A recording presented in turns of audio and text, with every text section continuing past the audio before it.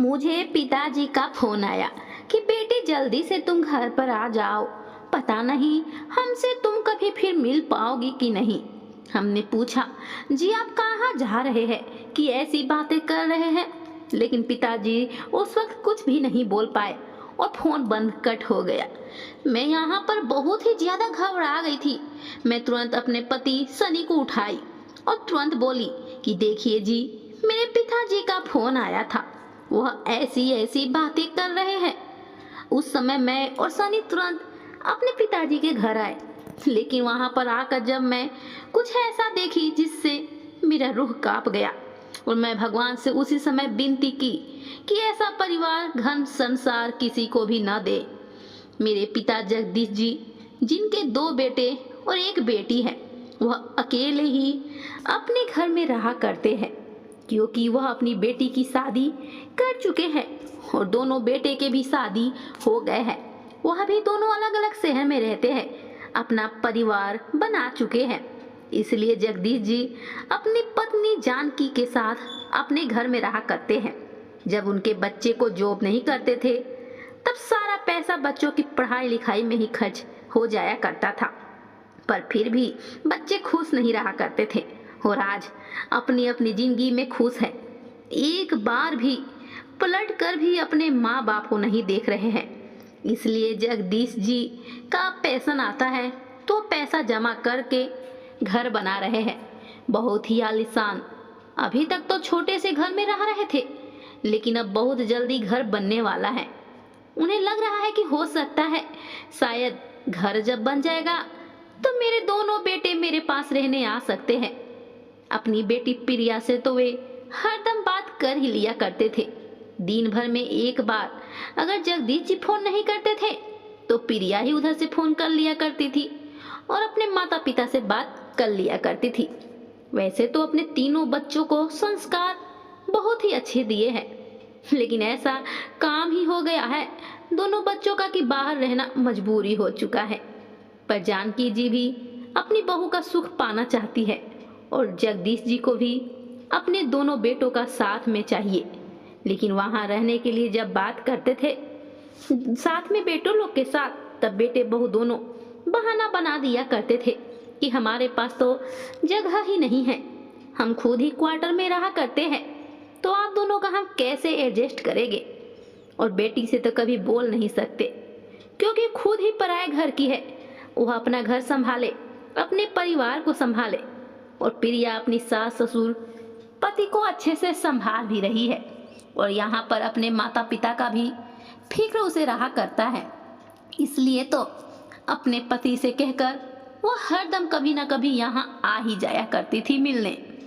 प्रिया का ससुराल ज्यादा दूरी नहीं है, इसी शहर में है, इसलिए वे सप्ताह में तो एक बार आ ही जाया करती थी।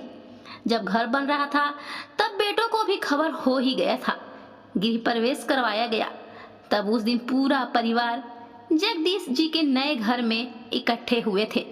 पूरे शहर को दावत दिया गया था।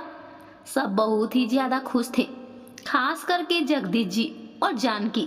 उनके दोनों बेटे, बहू, दामाद और बेटी भी आए हुए थे, पोते पोती भी आए थे। घर का गृह प्रवेश बहुत अच्छे से हुआ। बेटी प्रिया भी तो अब 1 सप्ताह रुक कर ही यहाँ से जाएगी और दोनों बेटे अभी तो जॉब के लिए निकल गए, लेकिन बहुएं घर पर ही रह गई क्योंकि बेटे अब यहीं पर रहने के लिए सोच रहे हैं। इसलिए वहाँ पर कुछ दिन रहकर अपॉइंटमेंट लेटर लेकर यहाँ करवा लेंगे, यहाँ तबादला करवा लेंगे। अब तो पूरा घर भरा भरा लग रहा था। पोते पोतिया, बहू, बेटा बेटी, दामाद सब घर में थे। आज जगदीश जी बहुत ही ज्यादा खुश थे क्योंकि जैसे वे सपना देखे थे अपने घर परिवार का, आज वैसा ही घर लग रहा था। जानकी नजर उतारी कि घर को कभी भी नजर न लग जाए, ऐसे ही खुशहाल परिवार रहे। दोनों बहू अपने सास ससुर के बहुत ही सेवा पानी करती थी, टाइम पर खाना पीना, चाय। और एक ननद आई थी, उसका भी ध्यान अच्छे से रख रही थी। नंद प्रिया कुछ ही दिनों के बाद अपने ससुराल चली गई। उसके बाद दोनों बहुए बेटे अच्छे से रह रहे थे। साथ में रहते रहते 1 महीना खत्म हो चुका था और घर का सामान भी खत्म हो रहा था। जगदीश जी का जो पैसा आता था जानकी और जगदीश जी के खर्चों में ही आधा से ज्यादा खर्च हो जाया करते थे। हाँ, अकेले रहा करते थे तो उनका मैनेज हो जाता था, लेकिन परिवार बढ़ने के बाद अब उनके पैसे से पूरे घर का खर्च नहीं चल पाता था। इसलिए जगदीश जी दोनों बेटों को बुलाकर उन्हें सारी सच्चाई बतला दिए थे। इस पर दोनों बेटे एक दूसरे को देखने लगे, लेकिन उन्हें अभी नए नए ही घर में आए हुए हुआ था, इसलिए दोनों कुछ पैसे मिलाकर पिताजी को दे दिए। पिताजी, आप पूरे घर का खर्च चला लिया कीजिएगा। घर का खर्च चलने लगा था और फिर 1 महीना किसी प्रकार गुजर गया। यह बात नहीं था कि दोनों बेटों के पास पैसे नहीं थे, लेकिन कोई भी खर्च करने के लिए नहीं सोच रहा था। वो अपने भविष्य के लिए, अपने बच्चों के पढ़ाई के लिए रखना चाह रहे थे।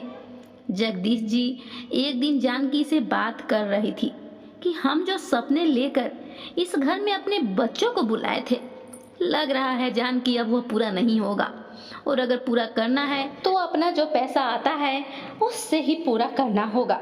अपनी दवा दारू का पैसा अपने पर खर्च नहीं करना होगा। इस पर जानकी बोली, ऐसा कैसे बोल रहे हैं जी, जब तबीयत खराब है और दवा ही नहीं लेंगे तो जिंदगी ही नहीं रहेगा। इससे तो अच्छा है बच्चे अपने अकेले की ही जिंदगी गुजारे, हम अकेले ही ठीक थे। वैसे तो दोनों बेटे कमा रहे हैं, पर पता नहीं क्यों खर्च के नाम पर कुछ ही पैसे दे रहे हैं। कैसे घर चलेगा कुछ समझ में नहीं आ रहा है।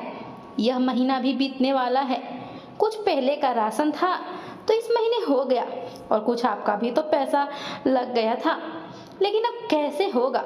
दोनों बात ही कर रहे थे, इसी पर एक तरकीब निकल कर आया कि क्यों नहीं, जो भी पैसे आएंगे उससे ही जो भी सामान लेंगे वह सारे लिख दिया करेंगे, और जितने भी राशन आएगा उसके हिसाब से ही घर में मैनेज करना पड़ेगा। हाँ, दाल भात 5 किस्म की सब्जी नहीं, 1 किस्म का ही सब्जी बन जाएगा। थोड़ा बहुत तो मैनेज करना ही पड़ेगा। शाम का वक्त नाश्ता नहीं बनेगा, सिर्फ 3 वक्त का खाना ही बनेगा। ऐसे ही कुछ करेंगे तो शायद घर चल जाया करेगा। और पूछने पर बच्चे लोग को बतला देंगे कि वह ज़्यादा पैसे दिया करेंगे तो और भी अच्छे से मैनेज हो जाया करेगा। जैसे ही यह महीना खत्म हुआ, दोनों बेटों फिर से उतना ही पैसा आकर देने लगे। इस पर जगदीश जी बोले, बेटा उस समय तो मेरे पास कुछ पैसे थे और कुछ और भी था घर में सामान, घर में तो हो गया, इतने पैसे में तो नहीं हो पा रहे हैं, थोड़ा बढ़ा कर ही दे दो। इस पर दोनों बच्चे बोले, पिताजी मेरे पास तो इतना ही पैसे हैं, और भी बहुत सारे खर्च होते हैं हमारे घर के अलावा भी, बच्चों का स्कूल फीस और आगे भविष्य के लिए भी तो पैसे हमें बचा कर रखने पड़ते हैं। इतना ही पैसा है, और आपको पैसा जो आता है पेंशन, उसमें से थोड़ा आप भी लगा दिया कीजिए, आपका भी तो खर्च खाने का चल ही रहा है। उस समय जगदीश जी का मुंह खुला का खुला ही रह गया, और दोनों बेटे उतना ही पैसा देकर चले गए। जानकी चुपचाप सुन रही थी, और जानकी के आंखों में आंसू आ गए थे कि आज मेरे दोनों बेटे कमा रहे हैं, फिर भी अपने माँ बाप का खर्च नहीं उठा सकते। और एक जमाना था जब हम अपना शौक पूरा नहीं किए और बच्चे लोग के भविष्य के लिए पैसे उसमें ही लगा दिए, अपने लिए कुछ भी नहीं बचाए। वह अपने पति का इंसल्ट अपने बच्चों द्वारा सह नहीं पाई और एक बहुत ही बड़ा निर्णय ले ली। वह फौरन अपनी बेटी प्रिया को फोन लगाई और सारा बात बतला दी। फिर उसके बाद जानकी यह निर्णय ली थी कि अपने दोनों बेटों से किराया लेगी घर का, और इस किराए से अपना खर्चा दिया करेगी। जब वह अपने दोनों बेटों को पैसे देने गई और किराए की बात करने गई, उसके बाद दोनों बेटे भड़क गए और जानकी पर ही उल्टा बोलने लगे कि किस बात का किराया, यह मेरा भी घर है, माता पिता के घर में बेटा बेटी का भी हिस्सा होता है, और आपको पेंशन तो मिलता ही है, आप उसमें से ही अपना खर्च दे सकते हैं। इस पर जानकी दोनों बेटों को एक एक तमाचा जोरदार लगा दी और बोली, अपने माता पिता से बात करने का अकील नहीं है तुम्हें? अरे जो माँ बाप तुम्हें पाल पोस कर बड़ा किया, पढ़ा लिखा कर काबिल बनाया, उसी को आज घर का खर्च देने के लिए कह रहे हो। जिस प्रकार से माँ बाप के खर्च में बच्चों का अधिकार होता है, उसी प्रकार से बच्चों के भी यह अधिकार होते हैं कि वो अपने माता पिता का सारा खर्च उठाए, उनके बुढ़ापे का लाठी बने। लेकिन यह नहीं पूछा तुम दोनों ने कि सारा पैसा आपका कैसे खर्च हो जाया करता है। जानने के लिए कभी कोशिश की है? अरे तुम्हारे पिताजी ने तो जानबूझकर ये घर बनवाया कि तुम दोनों भाई अपने अपने परिवार के साथ यहाँ पर रहोगे, तो हम दोनों का भी जिंदगी अच्छे से गुजर जाएगा और मन लगा रहेगा। लेकिन जब से तुम दोनों आए हो, बस मुफ्त का खाना खाना है तुम दोनों को। कैसे कैसे इतने सारे साल गुजारे हैं, तुम्हें कैसे पता होगा? अपने अपने परिवार के साथ तो तुम दोनों खुशी से रह रहते हैं। क्या एक बार भी याद नहीं आया कि तुम्हारे माता पिता भी हैं इस दुनिया में, कि मर गए थे? तुम दोनों के लिए तो तुम्हारे पिताजी और मेरा इलाज चलता है। सारा पैसा दवा और इलाज में ही खर्च हो जाया करता है, तो घर का खर्च कैसे दे पाएंगे हम? यह कभी तुमने सोचा है? बस तुम दोनों को तो अपना ही ठेका है कि हमें कैसे अपना पैसा बचाना है। दोनों बेटों के सिर नीचे हो गया था, लेकिन फिर भी अभी भी वे दोनों अपने अपने पैसे देने में कंजूसी कर रहे थे। जानकी उन दोनों का पैसा वहीं पर छोड़कर जगदीश जी के पास आ गई। दोनों बेटों ने यह निर्णय लिया कि अब से अपना अपना खाना और खर्चा अपना अपना ही देखेंगे और उसी में से माता पिता को कुछ खाने के लिए दे दिया करेंगे। अगले दिन से जगदीश जी के घर में दो दो किचन हो गया। दोनों बेटे अपना अपना अलग अलग परिवार लेकर रहने लगे। लेकिन यह खबर अभी तक जानकी को अभी तक मालूम नहीं था। जब खाना दोनों तरफ से आया, थोड़ा थोड़ा उसे अजब लगा कि थाली में दो किस्म का भोजन क्यों है। तब उसे उस समय पता चला कि मेरे घर में अब तो हिस्सा भी हो गया है, हमसे बिना पूछे। उस समय तो उन्हें बहुत ही बुरा लग रहा था, लेकिन क्या करती, जब दोनों बच्चे समझने के नाम ही नहीं ले रहे हैं। तो खाना दो किस्म का था, एक पिताजी के लिए और एक माँ के लिए। जिसे जो खाना है, दोनों तरफ से 3 टाइम एक एक थाली खाना आ जाया करता था। यही डिसाइड हुआ था। अब क्या करना था? ऐसे ही वक्त गुजरने लगा था। लेकिन कुछ ही दिनों के बाद एक दिन अचानक प्रिया आ गई थी अपने मम्मी पापा से मिलने। ऐसे तो वह आया ही करती थी, लेकिन जब से भैया भाभी रहने आए थे, कम ही आने लगी थी, क्योंकि वह जानती थी कि घर में तो भैया भाभी है ही मम्मी पापा को देखने के लिए। वैसे तो सारे खबर फोन पर मम्मी पापा दे ही दिया करते थे प्रिया को। इसलिए जब प्रिया सुनी कि दोनों भैया भाभी अलग अलग रहने लगे हैं, तो वह मम्मी पापा का हाल जानने के लिए आ गई। उससे रहा नहीं गया। लेकिन जब वह आई तो जगदीश जी और जानकी के अलावा और कोई भी घर में खुश नहीं था, क्योंकि एक और आदमी का खाना जो बढ़ गया था। अब प्रिया को कौन खाना खिलाए? दोनों भाई आपस में एक दूसरे को देखने लगे। फिर से निर्णय लिया गया कि एक दिन हम खाना खिलाएंगे, एक दिन तुम खिला देना प्रिया को। प्रिया सिर्फ 4 दिन ही यहाँ पर रहकर वापस चली गई। प्रिया के जाते ही अगले दिन दोनों बेटों ने ऐसा तरकीब निकाला जिससे कभी भी माता पिता को एक टाइम का भोजन भी नहीं देना पड़ेगा और उनका ज़्यादा से ज़्यादा पैसा बच जाया करेगा। दूसरे दिन ही दोनों बेटों ने वृद्धाश्रम लेकर चले गए जगदीश जी को दिखलाने के लिए कि पिताजी, कल आप मम्मी को लेकर यहीं पर आ जाइएगा, क्योंकि अब से वह घर हम दोनों भाइयों का है। हम दोनों बंटवारा कर चुके हैं। जगदीश जी जब यह बात सुने तो उनके आंखों से आंसू आने लगे, लेकिन फिर भी वह हिम्मत करके बोले, नहीं, वह घर तो मेरे नाम पर है, तुम दोनों का कैसे हो सकता है? इस पर दोनों बेटे एक साथ बोले कि पिताजी, जब आप खर्चे का सारा सामान शुरू में ही मंगवाए थे, उस समय आपका साइन चाहिए था। उसी समय हम घर के कागजात पर भी साइन आपसे ले लिए थे, आपके बिना बतलाए। आज बतलाने का वक्त आ गया था, क्योंकि अब हम आप दोनों का खर्चा नहीं उठा सकते हैं। जैसे ही दोनों बेटे बोले कि आपका खर्चा नहीं उठा सकते हैं, जगदीश जी वहीं पर बेहोश होकर गिर पड़े। उन्हें बेहोशी के हालत में ही दोनों बेटे घर पर लेकर आए। जानकी जब यह हाल देखी अपने पति का, तो वह समझ गई थी कि इन दोनों बेटों ने ही कुछ किया है, इसलिए उन्हें सदमा लगा होगा और वे बेहोश हो गए। थोड़ी देर के बाद जब डॉक्टर आया और उन्हें बतलाया कि जानकी को कि आपके पति को छोटा सा हार्ट अटैक आया था, इसलिए वह बेहोश हो गए हैं। उन्हें किसी भी प्रकार का स्ट्रेस, सदमा नहीं लगना चाहिए। अब उन्हें कोई भी ऐसी बात पता नहीं चलनी चाहिए। यह घर में माहौल खुशनुमा होना चाहिए, नहीं तो फिर से उन्हें अटैक आ सकता है। और दवा देकर चले गए। जानकी की आंखें लाल थी। और पूरा शरीर गुस्से से तमतमा रहा था।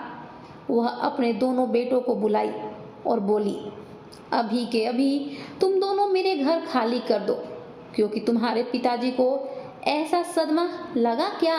क्यों, तुम बोलो उन्हें। तब वे दोनों बेटे बोले, माँ अब तुम्हें भी सदमा लगने वाला है। सुनो, सुनना चाहती हो तो यह घर जो तुम खाली करने के लिए बोल रही हो, अब यह घर हम दोनों के नाम पर है, इसलिए इस घर से अब आप दोनों यहाँ से निकल सकते हैं। जब यह बात जानकी के कानों ने सुनी तो उसकी आंखें फटी की फटी रह गई। तब उसे समझ में आया कौन सा वह घड़ी था जब मैं अपने दोनों बेटों से यहाँ पर रहने के लिए बुला लिया।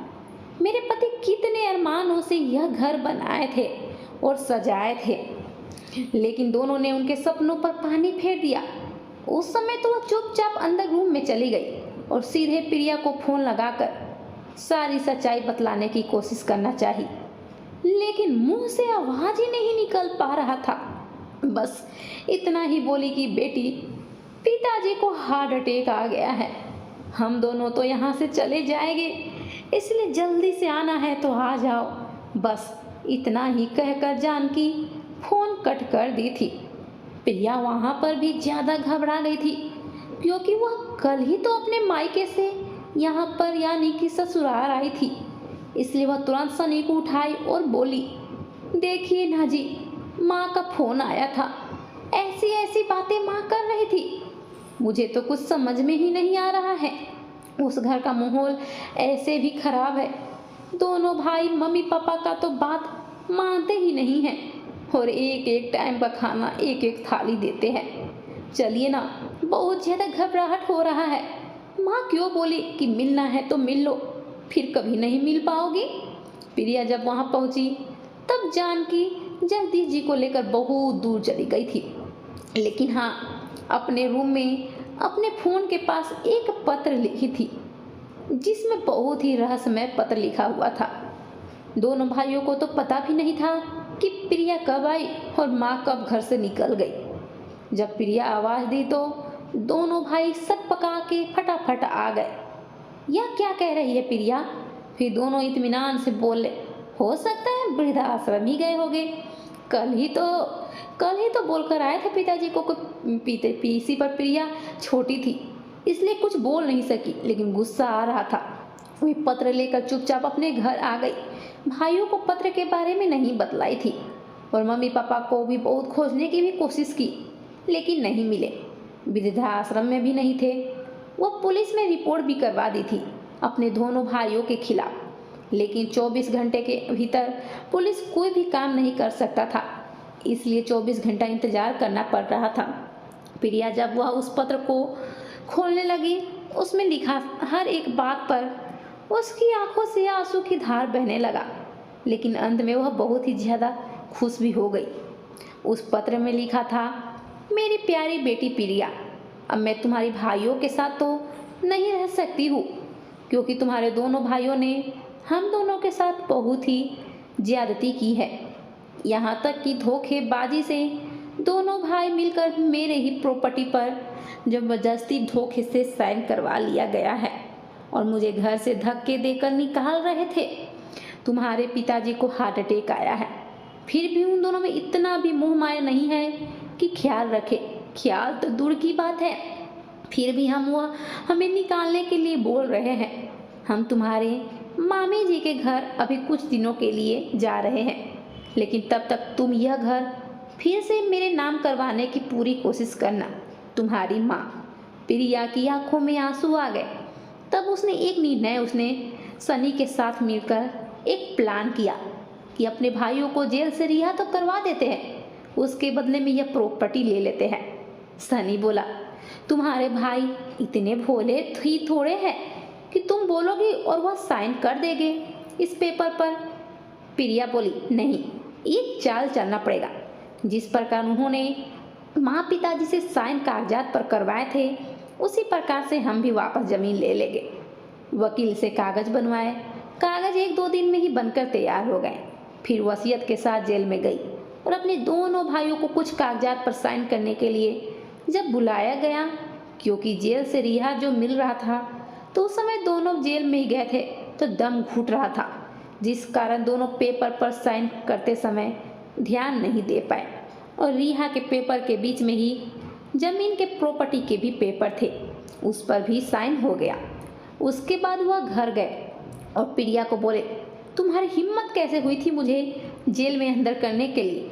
लेकिन चलो कोई बात नहीं, तुम रिहा भी तो तुम ही करवाई, तुम्हारे मम्मी पापा तो अब रहे नहीं, अब तुम मेरे पास ही आएगी ना बहना, अगर मन करेगा तो। इसलिए अपने भाइयों से तो कम से कम रिश्ता बना कर रखो। प्रिया जोरों से हंसने लगी और बोली, कौन से भाई? अरे अरे जो अपने माँ बाप के नहीं हुआ वह अपनी बहना का कैसे हो सकता है? और वहाँ से चली गई। प्रिया फिर अपनी मामी के घर फोन लगाई और अपने मम्मी जानकी से बात की और सारी बात बतलाकर उन्हें वापस बुलाई। जानकी तो अब घर आ ही रही थी। जगदीश जी भी अब ठीक हो चुके थे। घर आने से पहले ही वह वहाँ पर खाली करवाने के लिए घर पुलिस को भेज दिए थे। पुलिस घर खाली करवा रही थी, लेकिन दोनों भाइयों को कुछ समझ में नहीं आ रहा था। इस पर प्रिया भी वहाँ जाकर सारा मामला बता दी। यह जिस प्रकार से आप दोनों ने छल करके जमीन के कागजात पर साइन करवाए थे मम्मी पापा से, उसी प्रकार हम भी आपसे वह वापस जमीन अपने मम्मी पापा के नाम पर ही करवा दिए। दोनों भाई अब किसी काम के नहीं रहे। फिर से वही धंधा, अपने अपने अलग अलग जहाँ पर जॉब था वहीं जाकर रहने लगे। यह तो कम ही सजा था। जानकी जी अब अपना घर आ गई थी और अब खुश भी थी और सारी प्रॉपर्टी प्रिया के नाम पर कुछ दिनों के बाद करवा दी। प्रिया भी वहाँ बीच बीच में आ जाया करती थी और वहाँ पर एक नौकरानी भी रख दी कि मम्मी पापा का खाना बनाने के लिए और ध्यान देने के लिए। जानकी और जगदीश जी अब कोई भी रिश्ता अपने दोनों बेटों से नहीं रखना चाह रहे थे, तोड़ दिए थे। और दोनों बेटों को भी अपनी गलती का एहसास हो चुका था। वे भी कभी पीछे मुड़कर नहीं देखे। तो दोस्तों, यह स्टोरी आपको कैसी लगी? अगर अच्छी लगी हो तो प्लीज़ ज़्यादा से ज़्यादा शेयर करके मेरे चैनल पर अगर नए हैं तो सब्सक्राइब कर दीजिएगा और बेल आइकन बटन को प्रेस कीजिएगा कि आने वाले वीडियो के नोटिफिकेशन आपको मिल सके सबसे पहले। तो धन्यवाद।